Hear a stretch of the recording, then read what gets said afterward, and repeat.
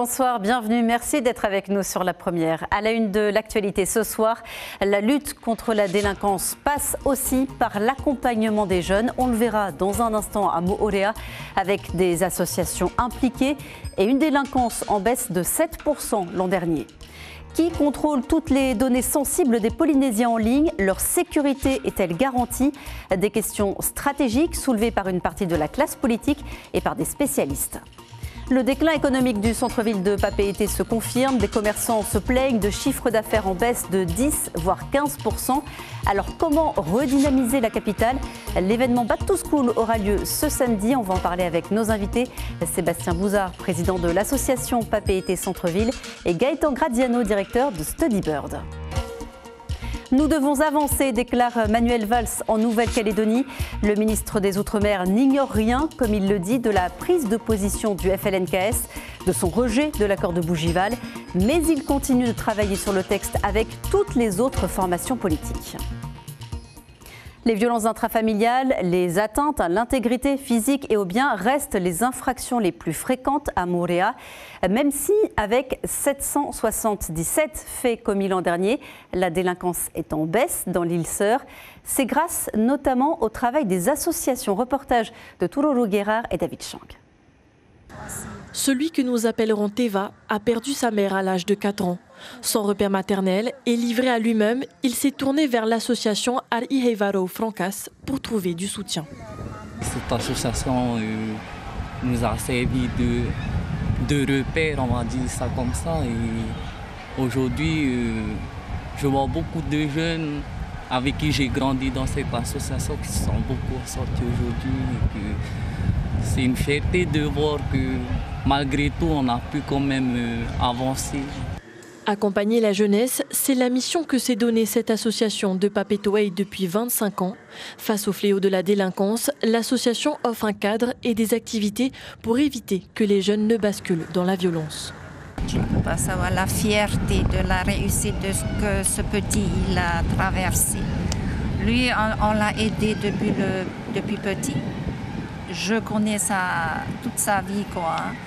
Et là, le voir sur un milieu du travail, sur un lieu du travail, tu ne peux pas savoir. Pour la 3e année consécutive, le comité local se réunit à Afreitu afin d'évoquer les questions d'insécurité. En 2024, la délinquance générale sur l'île Sœur a reculé de 7% par rapport à 2023. Un bilan jugé positif par l'État, le pays et la commune. Il reste encore du travail à faire. Parce qu'avec tout le nombre de personnes qui viennent chez nous le week-end, on a besoin de l'État pour renforcer au niveau de la sécurité. Dans la feuille de route 2025-2026, la priorité est le déploiement de la vidéoprotection sur les principaux points sensibles de Moorea. La vidéoprotection a démontré son utilité en métropole comme en Outre-mer. Et bien évidemment, nous invitons les communes qui le souhaitent à la développer. Il y a des systèmes en plus de plus en plus subtils de vidéoprotection. Le coût total du projet s'élève à plus de 30 millions de francs, dont 80% sont pris en charge par l'État. 2 ans de prison, dont 1 avec sursis, et 5 ans d'inéligibilité ont été requis à l'encontre de Cyril Tetouanoui, le maire de Tumar'a et président du syndicat pour la promotion des communes, a comparu aujourd'hui devant la cour d'appel de Papeete. L'affaire porte sur des travaux de bétonnage dans sa commune. En cause, une subvention du pays qui n'aurait pas dû être aussi généreuse et une attestation de fin de travaux signée alors qu'il n'était pas terminé. Cyril Tetouanoui affirme qu'il a délégué et signé sans vérifier. Le délibéré sera rendu le 4 septembre. La gestion des données numériques est un enjeu majeur de demain et même d'aujourd'hui. Où et comment nos informations de santé, par exemple, sont-elles stockées ? Qui assure leur sécurité? C'est une question soulevée aujourd'hui par une partie de la classe politique et par des professionnels. On voit cela avec Natacha Silagi, Rohan Potoro et Hubert Lien. La Polynésienne des Eaux, dernière société victime de cyberattaques. Au mois de février, c'était l'hôpital.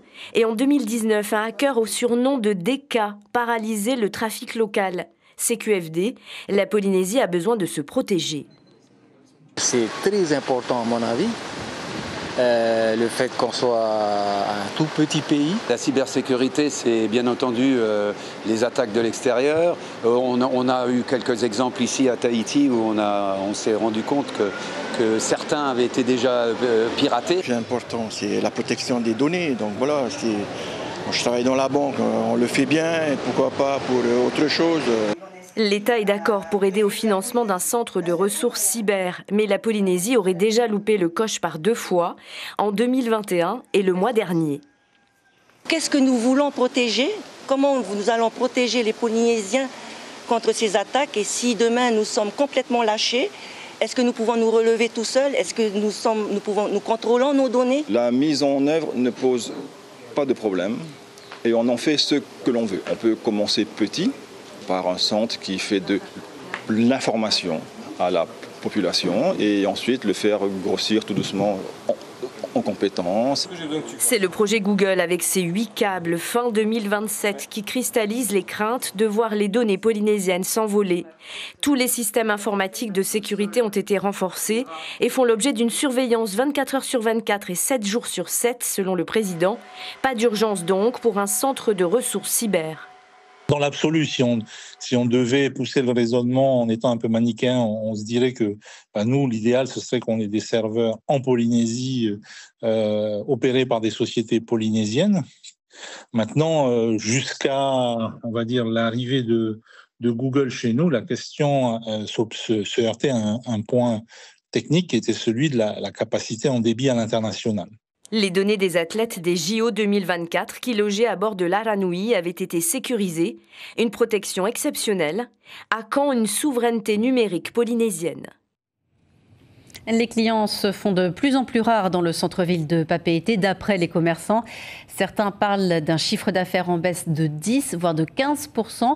En cause, selon eux, l'insécurité, mais aussi la concurrence des marchés aux bonnes affaires. Mélissa Chang, Patrick Tinsing. Dans cette bijouterie, l'exigence de qualité ne fait l'objet d'aucun compromis. Pour Luc, le choix des matériaux nobles comme l'or ou l'argent est une évidence. Pourtant, ce souci d'excellence se heurte à une réalité. Les taxes élevées sur ces métaux précieux rendent leur importation particulièrement coûteuse. Nous, on fabrique, donc on tire un petit peu notre épingle du jeu. Malheureusement, on est taxé sur la valeur CAF. Donc le fret est relativement important pour la destination Polynésie. Donc à chaque fois qu'on fait des envois, ce sont des envois sécurisés, étant donné qu'on est sur des valeurs assez importantes. Et au final, ça se retrouve sur la création des bijoux. Pour Timéry, le déclin économique du centre-ville s'explique par la montée des ventes en ligne. Elle pointe également du doigt ce qu'elle considère comme une concurrence déloyale, la vente de produits neufs sur les marchés aux puces, souvent à des prix imbattables. Le fait que les produits neufs se vendent aussi sur les marchés aux puces, les clientes, souvent, il arrive dans la boutique en disant que « Ah, mais j'ai vu au marché aux puces, c'est moins cher » ou sur les réseaux, c'est moins cher. Le fait que les prix de revient diffèrent, c'est vraiment en fonction des charges, surtout du point de vente physique. Et certains commerçants n'hésitent pas à baisser les prix et à pratiquer des tarifs beaucoup plus réduits pour attirer toujours plus de clients dans leur boutique. Niveau vêtements, c'est pas cher. Surtout pour des personnes qui ont du mal à avoir des vêtements. Pendant la rentrée, c'était le rush. Mais vraiment le rush. Il y a eu du monde, ça a beaucoup marché niveau t-shirt homme. Les marques, plutôt les marques, Calvin Klein, les Puma, les Quicksilver, les Billabong. Faute de fréquentation en centre-ville, plusieurs dizaines de commerces ont déjà fermé le rideau. Et on en parle avec nos invités. Sébastien Bouzoir, bonsoir. Vous êtes le président de l'association Papeete Centre-Ville et Gaëtan Gradiano, directeur de Study Bird. Alors d'abord, on va parler évidemment de cet événement Back to School, mais d'abord on voit que l'ambiance est un petit peu morose à Papeete. Le gouvernement a présenté son projet de décentralisation en faveur de la presqu'île. Est-ce que c'est un motif d'inquiétude ? Oui, c'est un motif d'inquiétude pour tous les commerçants. Si on répartit les consommateurs de chaque côté de l'île, forcément, il va y avoir des transferts qui vont se faire. Et vous confirmez cette morosité actuelle à Papeete ? Oui. Tous les commerçants qu'on a vus disent à peu près 10-15% de baisse de chiffre d'affaires en un an. Il y a une grève qui pourrait débuter ce lundi dans les commerces à cause du changement en matière de prise en charge des jours de carence des arrêts maladie. Est-ce que vous savez si cette grève elle va être très suivie ou pas ? En tout cas, dans les commerces de centre-ville, je ne pense pas qu'elle soit beaucoup suivie. C'est surtout destiné aux grandes surfaces, on va dire, je pense, qui sont plus préoccupées par ces jours de délai de carence. On vient donc à ce rendez-vous traditionnel de la rentrée, du shopping de la rentrée, c'est Back to School. Et cette année, c'est aussi Back to Sport, c'est ça ? Oui, cette année, c'est la 11e édition. On a voulu un petit peu moderniser cet événement. Donc on a toujours la partie Back to School avec périscolaire et extrascolaire. Et on a voulu mettre le sport, la santé au cœur de Papeete pour faire une grande fête, une grande journée pour les familles, pour les jeunes, pour pouvoir s'inscrire à des clubs de sport, de la musique, de la danse, des sports traditionnels, et mettre tout ça dans la bonne humeur et que les enfants viennent tester et gagner beaucoup de cadeaux. Pour ce qui est du scolaire, Gaëtan Gradiano, vous représentez le Study Bird. Vous voulez inciter les étudiants polynésiens à se rendre en Australie ? Exactement. Oui, nous sommes ravis de pouvoir représenter l'Australie au salon Back to School.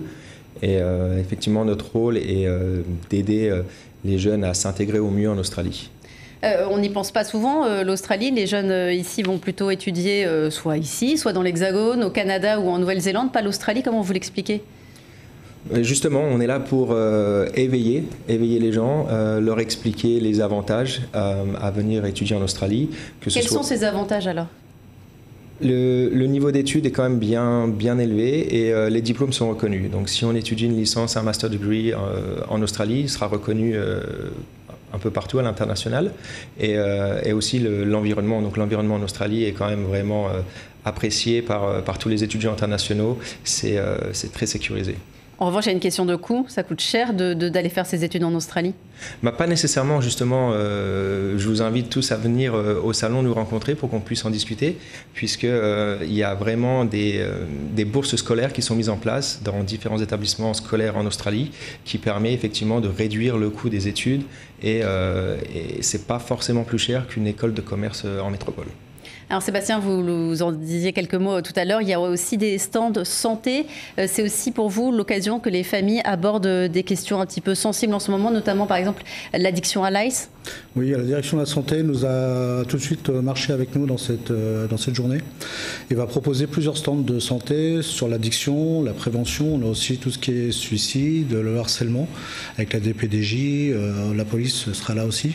Donc c'est un bon moyen de venir en famille, d'aborder peut-être ces sujets où on va d'avoir des pistes, d'avoir des contacts pour pouvoir, en tant que parent, réagir facilement avec ses enfants. Sur le sport, est-ce qu'il y aura aussi des démonstrations ? Ce sera possible de tester toute la journée. Il y aura du cyclisme quartier du commerce, ça ira jusqu'au sport traditionnel, au parc Bougainville, au Vaima, il y aura des démonstrations de danse. Autour de la cathédrale, ça sera plus périscolaire. Et toute la rue Jeanne d'Arc sera bloquée avec du ping-pong, des courses, démonstrations d'arts martiaux quasiment toute la journée, des chants et de l'aviron, un concours d'aviron également. Donc c'est vraiment un événement qui prend de l'ampleur, c'est plus seulement autour de la cathédrale. Est-ce qu'on pourra quand même circuler en ville ce samedi ? Est-ce qu'il y a des choses qui sont prévues pour les voitures ? On a tout fait pour ça. Donc les grands axes vont rester dégagés, il n'y a pas de problème. Les parkings seront gratuits, parking de la mairie, parking de l'Assemblée seront entièrement gratuits. Et les autres parkings d'Odyssée et de la terminale de croisière seront aussi ouverts toute la journée.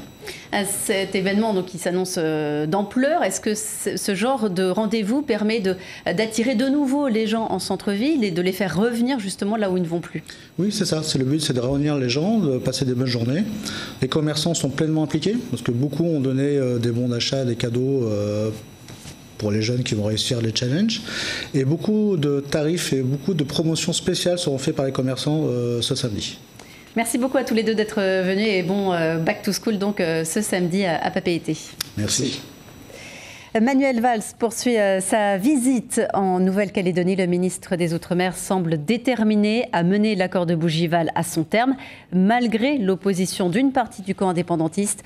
Le FLNKS est le seul parti à ne pas avoir participé au comité de rédaction. Les précisions de Brigitte Wap et Claude Lindor de NC La Première. Les délégations politiques présentes au comité de rédaction sont le Rassemblement, les Loyalistes, l'UNI, l'Éveil océanien et Calédonie Ensemble. Comme annoncé, le FLNKS n'y participe pas. En revanche, une équipe du Sénat coutumier est présente, ainsi que le président de l'Association française des maires, Pascal Vittori. Autour de la table, des experts juridiques et constitutionnalistes du ministre et un conseiller spécial de l'Élysée. L'équipe de rédaction s'attelle à travailler sur le projet de loi constitutionnelle qui permettra de fixer le statut de la Nouvelle-Calédonie dans la Constitution et par la suite de déclencher le référendum de consultation. Il précisera les domaines respectifs de la loi organique spéciale et ceux de la loi fondamentale. Le ministre a précisé que ce projet de loi donnera une valeur constitutionnelle à l'accord de Bougival tout en conservant celle de l'accord de Nouméa qui ne pourra être abrogé. Il devra reprendre les grands principes du compromis de Bougival en parlant dorénavant d'État de la Nouvelle-Calédonie.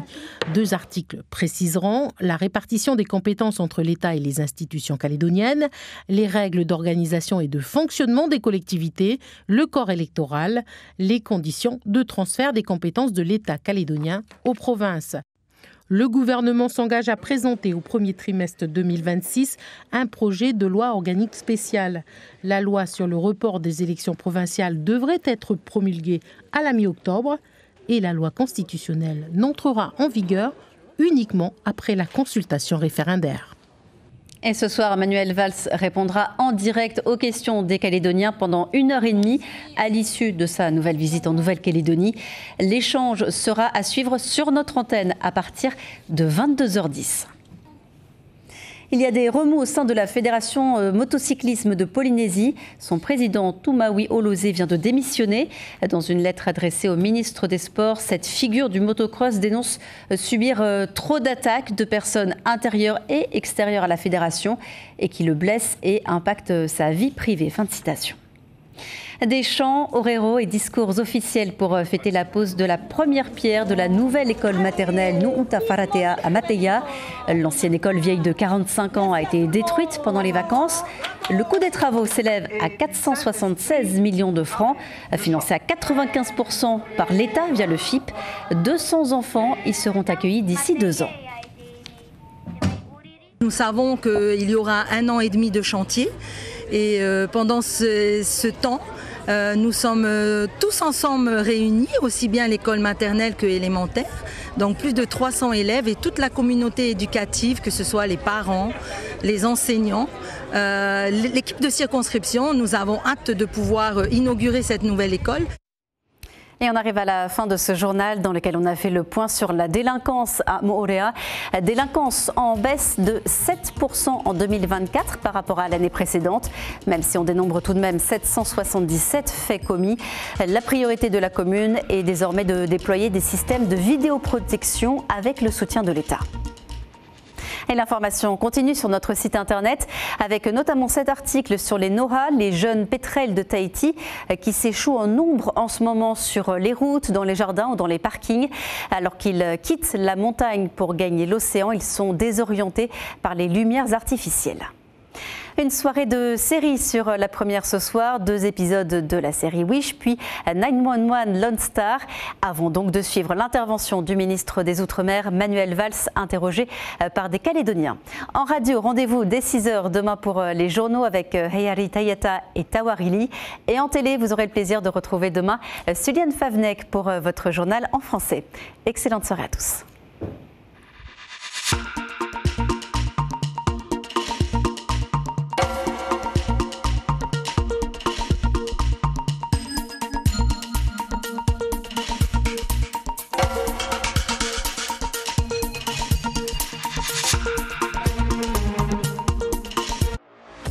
Retrouvez toute l'info sur WhatsApp en scannant notre QR code.